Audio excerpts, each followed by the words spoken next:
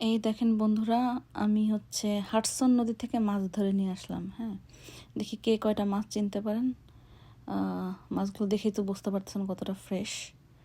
দেখি আপনাদের এলাকায় কোন মাছগুলো। এটাকে আমরা টাকি মাছ বলি, এটাকে বলি কই মাছ। কই গেল, টাকি গেল। দেখি পরেরটা গুইতে বলি, এটাকে আমরা গুইতে মাছ বলি আমাদের ভাষায়।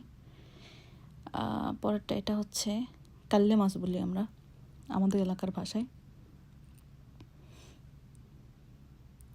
এটা তো পুঁটি মাছ। আচ্ছা, আপনাদের এলাকায় এই মাছগুলোকে কোন নামে ডাকেন অবশ্যই জানাবেন। এটাকে বলি রয়না মাছ। এরকম আর একটা আছে খয়রা, বাট এটা রয়না মাছ।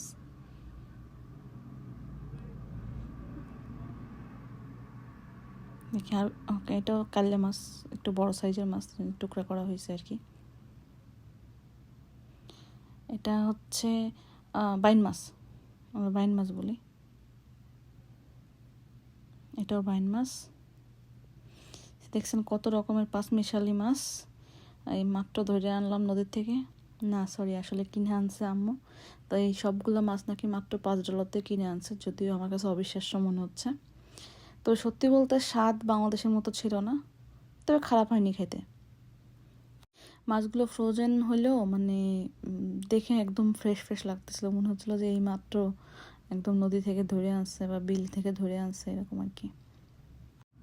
সো আপনাদের এলাকায় এই মাছগুলোকে কে কোন নামে ডাকেন অবশ্যই কমেন্ট করে জানাবেন। ভালো থাকবেন সবাই।